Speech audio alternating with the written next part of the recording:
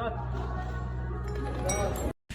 guys, let me talk to you about قشر القهوة.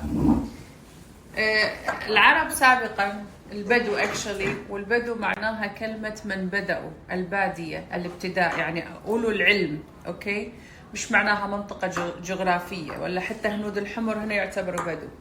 أصحاب العلم يسموا البدو، اللي في جنوب لبنان يسمون البدو القديمين الأوريجينال.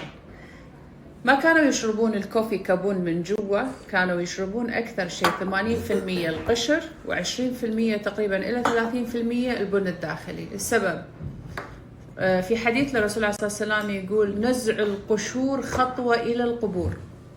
أنت كل ما شلت قشرة الشيء، إذا كان قمح، إذا كان شعير، إذا كان كوفي، أي عدس، أي حاجة لها قشرتها، وكأنك جبت طفل ونزعت جلده، خليته فقط كذا لحم وعظم. تخيلوا بشاعة الإنسان من غير جلد.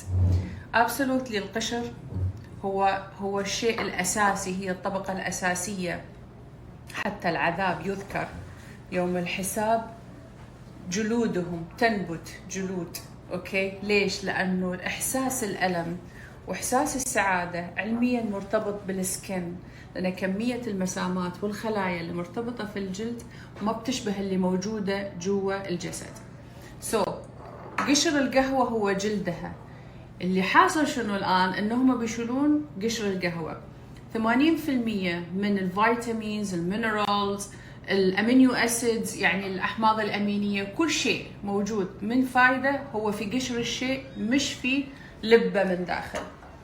ف that's why كانوا بالسابق عندهم بالفطره او بالعلم انه هم ما يشربون الكوفي من غير قشر.